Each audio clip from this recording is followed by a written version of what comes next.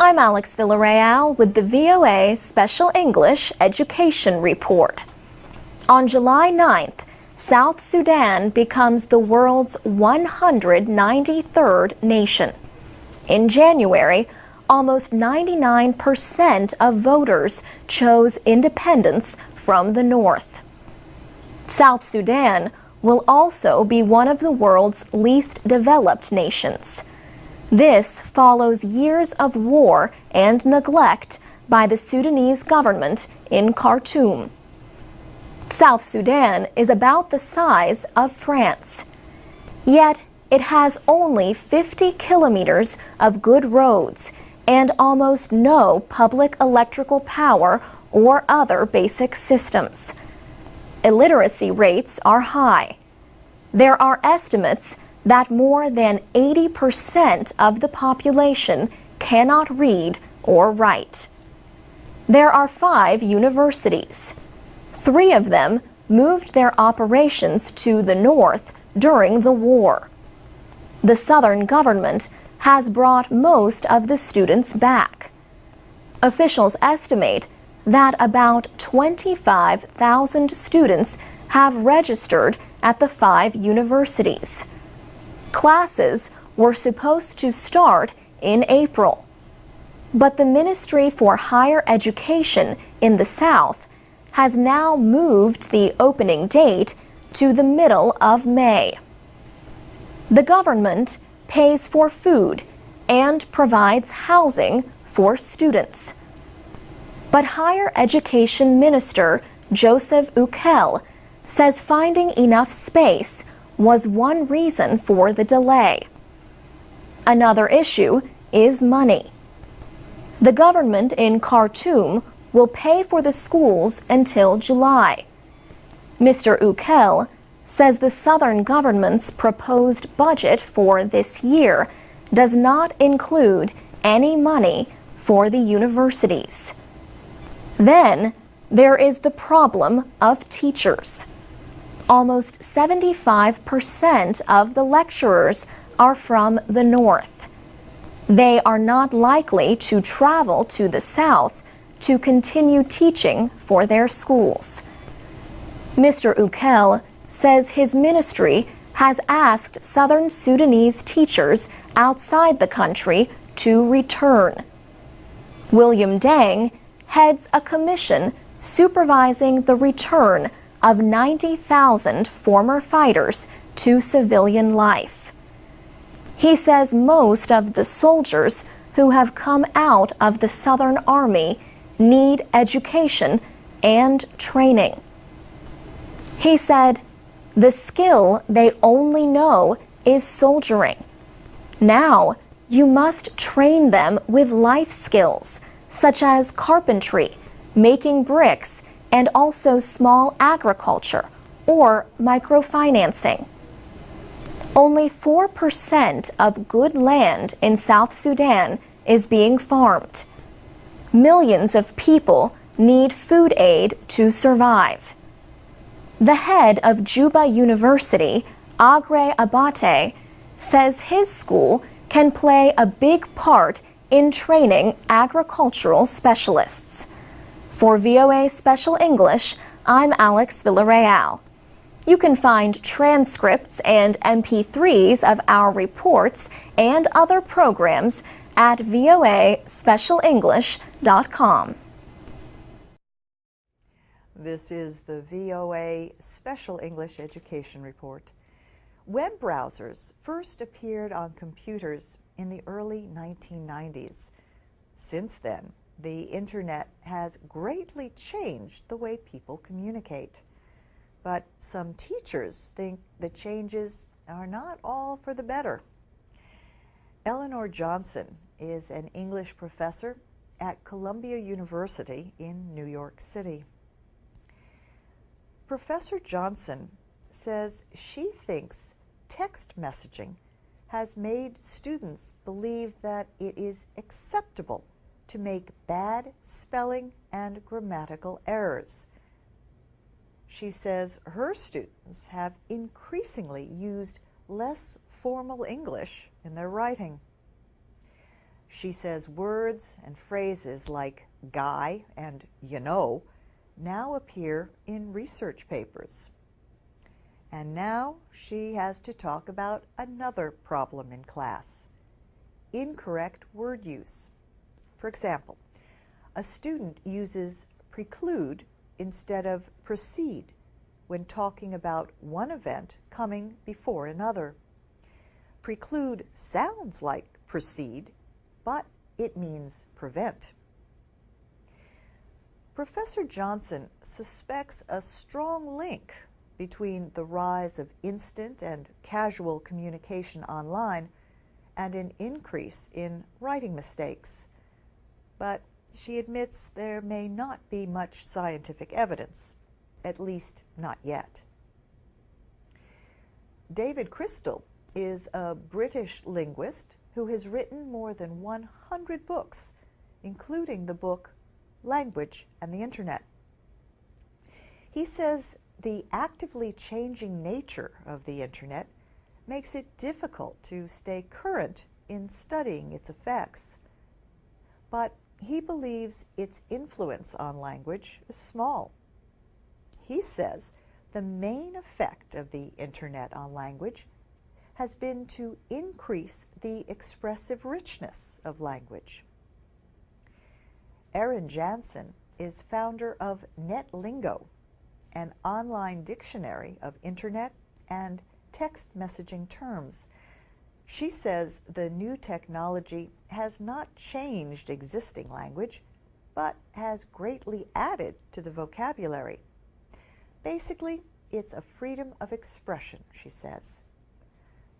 And what about teachers who find these new kinds of mistakes in spelling and grammar in their students' work?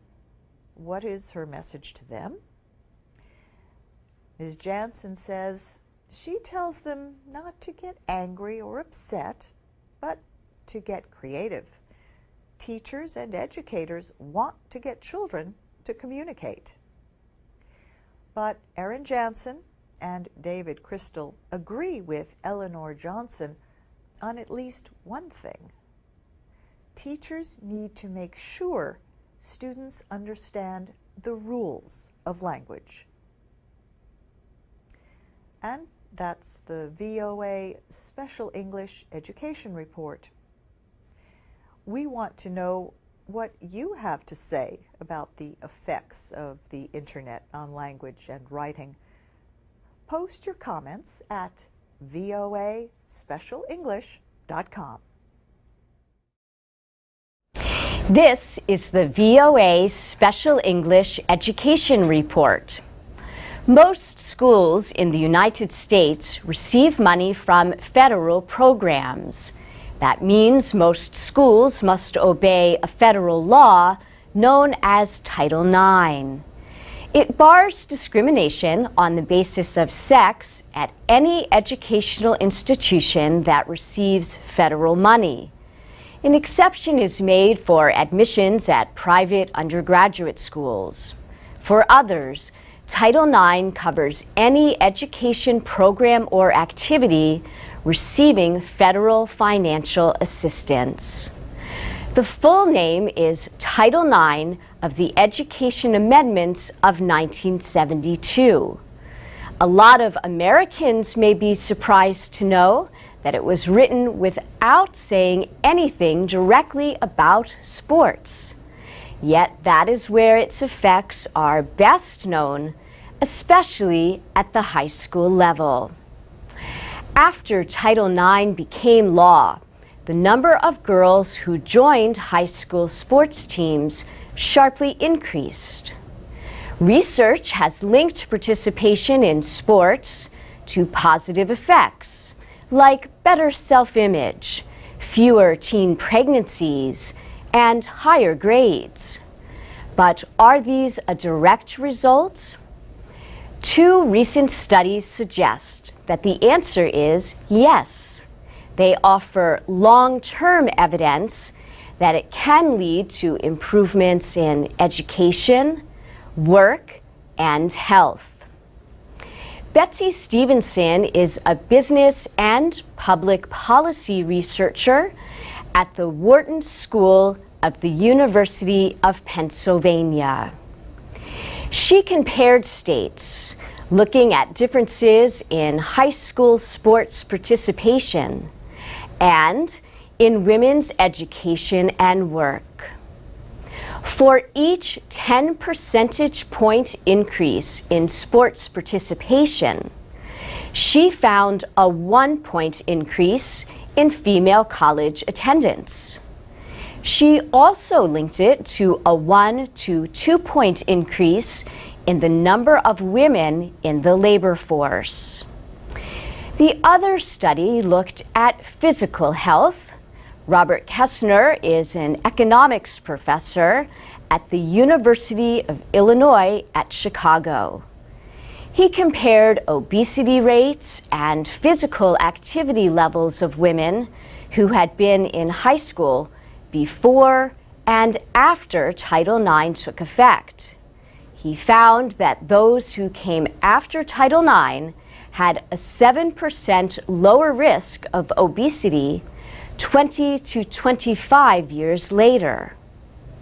Nicole Lavoie is Associate Director of the Tucker Center for Research on Girls and Women in Sport at the University of Minnesota. She says the new studies are important because they show trends over time. Still, she says, far more boys than girls joined sports teams nearly 40 years after Title IX gave girls a chance to level the playing field. And that's the VOA Special English Education Report. You can post comments at voaspecialenglish.com. This is the VOA Special English Education Report. Each year, about 250,000 Americans study in other countries. Some study abroad programs are trying harder to get students to learn about the local culture. One student, on his first morning in Beijing, was brought to a distant part of the city. He received money and instructions how to get back. It took some time, but he succeeded. Professor William Finley says challenges like this help students experience another culture. He heads the sociology department at the University of Georgia in the United States. He says it's absolutely crucial that they know something about how people in other parts of the world live and think, and how they behave. Often, those students go in large groups, and they hang around with each other. We felt that they really weren't getting to know the local inhabitants. In 2008, Professor Finley started a program with South Africa's Stellenbosch University. The program combines traditional classroom learning with community involvement through a non-governmental organization. He says, "We've been working with a particular NGO in the township, and they do two things. They run a number of these creches, which are basically daycare centers for children whose parents are working, and the library in the community where there are some computers. Our students typically work either with the little kids in the daycares, or they work in the library and teach very basic computer skills to mostly young adults." Hillary Kinsey is studying international affairs. She spent 3 weeks in the Stellenbosch program. She says, "It was interesting to learn the history of the area and the recent development with democracy and that sort of thing, and then talk to these people and see what the social dynamics were, what the ethnic divisions were, how certain groups felt about other groups. When Ms. Kinsey returned from South Africa, she and other students in the program created a non-profit organization. We called it Ubuntu, which is a South African concept coined by Desmond Tutu, and it means I am because we are.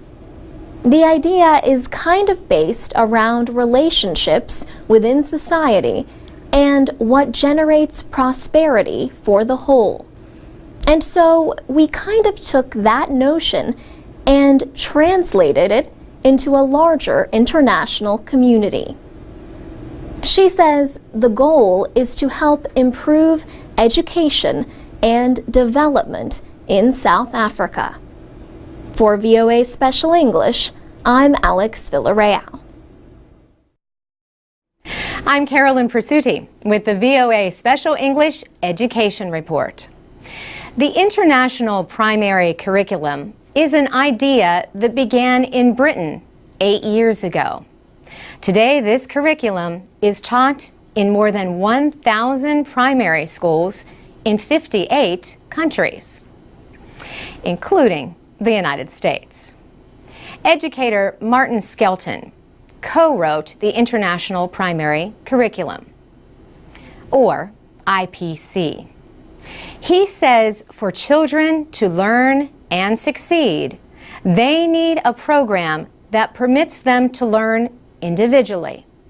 He says the idea with the curriculum is to help today's children become good citizens of the world and 21st century leaders. He says most of world problems are going to be solved internationally. No single country is going to solve the environment or terrorism.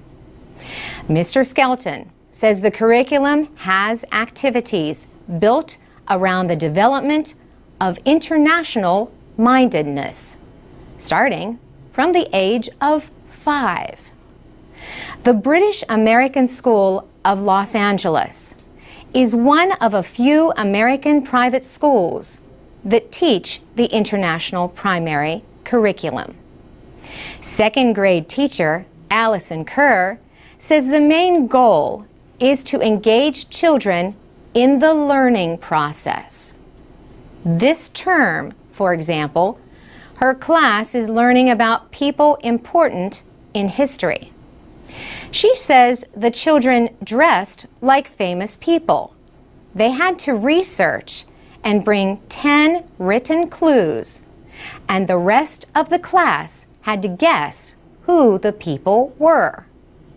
The British school in Boston held a fair for students, and parents called around the world in a day. Emma Northey, head of primary learning at the school, says 51 nationalities were represented.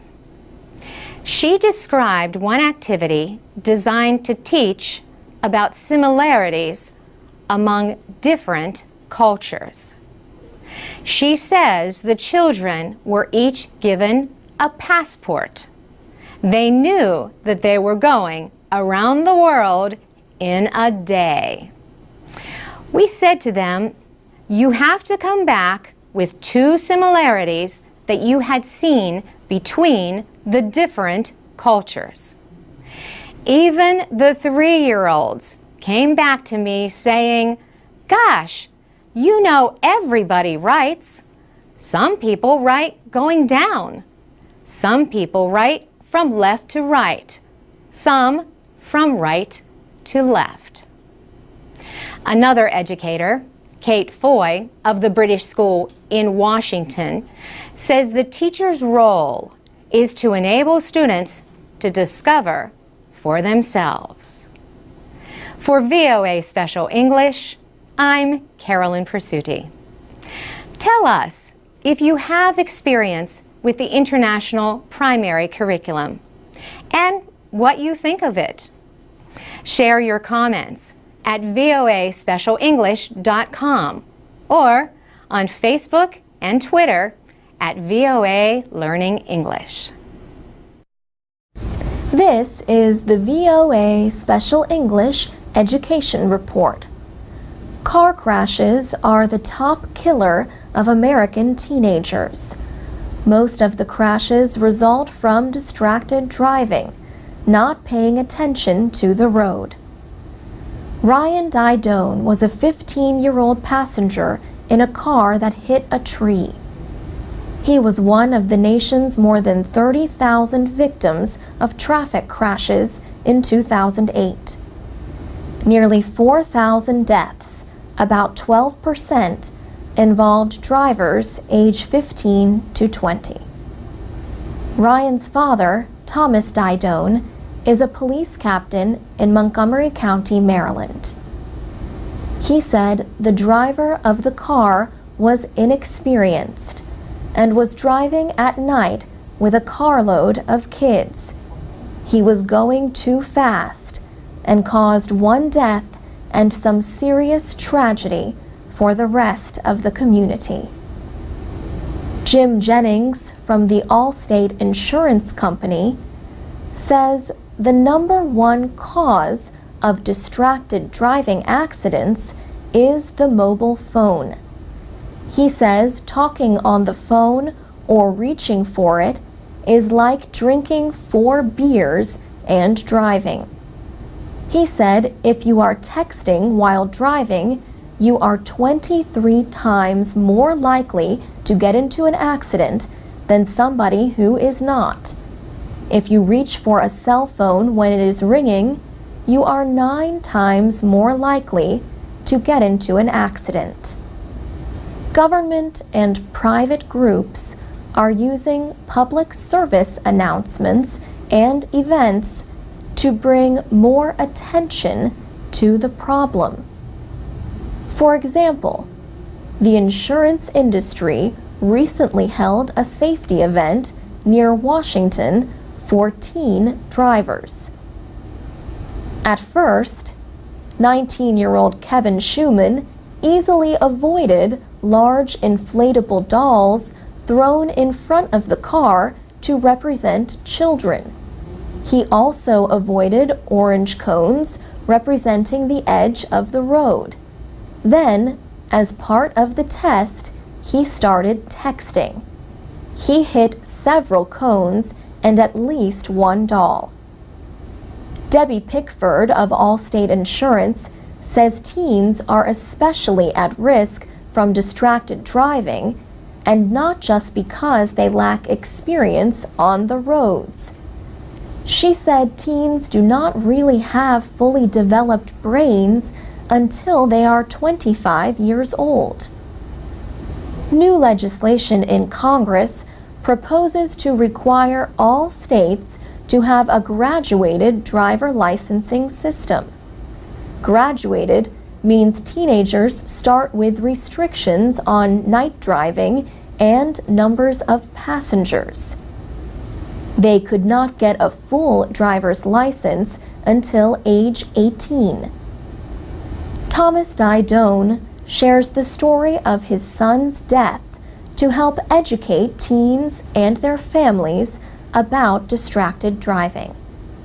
And that's the VOA Special English Education Report. You can watch a video of this report at voaspecialenglish.com. I'm Alex Villarreal with the VOA Special English Education Report. In recent years, Bill Gates has given financial support to improve American education. In 2009, the Bill and Melinda Gates Foundation launched the Measures of Effective Teaching project.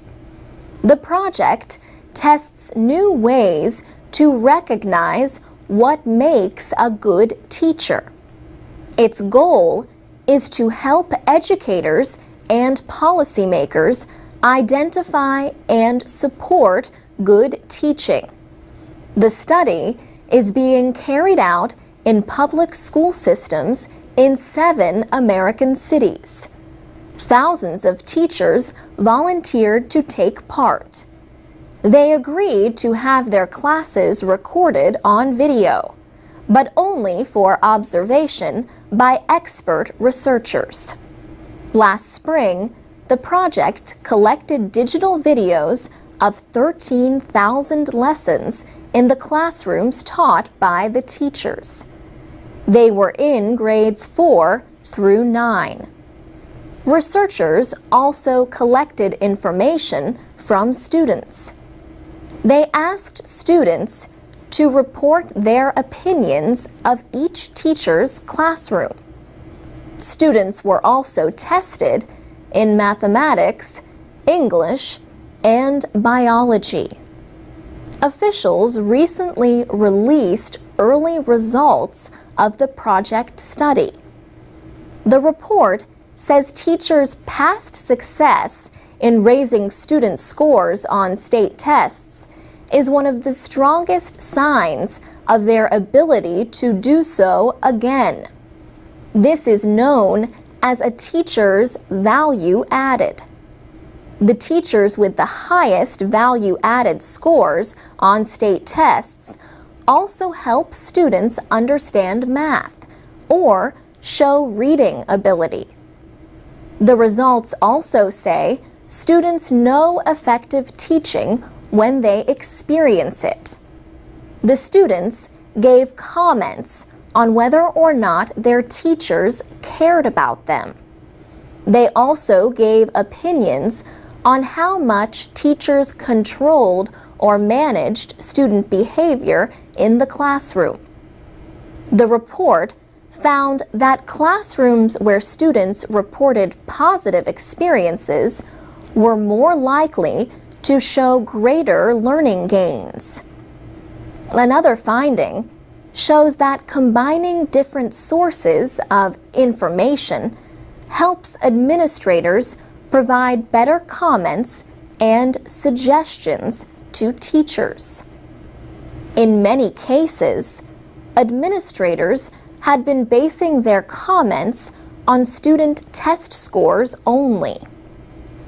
The Measures of Effective Teaching project continues through 2012, when final results will be released. Researchers plan to test a new measure that examines what a teacher knows about how to teach a subject. Experts say these findings could also help create better training and development for teachers. For VOA Special English, I'm Alex Villarreal. This is the VOA Special English Education Report. In February, students from 103 universities in 88 countries took part in an international computer programming contest. It was called the Battle of the Brains. The competition took place in Harbin, China. 3-person teams from each school had 5 hours to solve 11 real-world problems. Jerry Kane coached the team from Stanford University in Palo Alto, California. He says the problems involved, among other things, paperweights, robots, castles, and lakes. The students first listed the problems in order of difficulty. Then, they figured out the requirements of each. They designed ways to test their solutions. And they wrote the needed software systems. The winning team was from Shanghai Jiaodong University in China. But even that team was not able to solve all the problems within the given time limit. Stanford's team solved 5 problems and finished in 14th place. Stanford was one of 21 American universities that took part in the contest this year.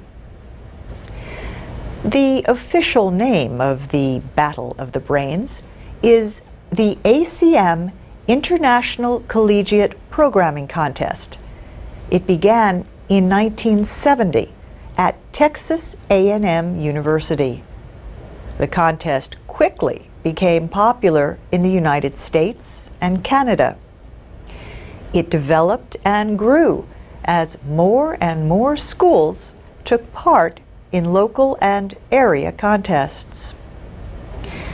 The first final competition was held in 1977 at the Association for Computer Machinery Computer Science Conference. Today, a network of universities holds area competitions that send the winners to the World Finals, now organized by IBM. Contest spokesman Doug Heinzman says the world champions receive prizes and scholarships. They are also guaranteed an offer of employment or internship with IBM. He said past world champions are now working on some of the leading edge materials in science and physics. One world finalist from China has been working on the Watson supercomputer. So this competition is a chance to be recognized and to work for some of the top technology and research companies around the world. And that's the VOA Special English Education Report. You can read all our reports and send comments to our newly redesigned website at voaspecialenglish.com.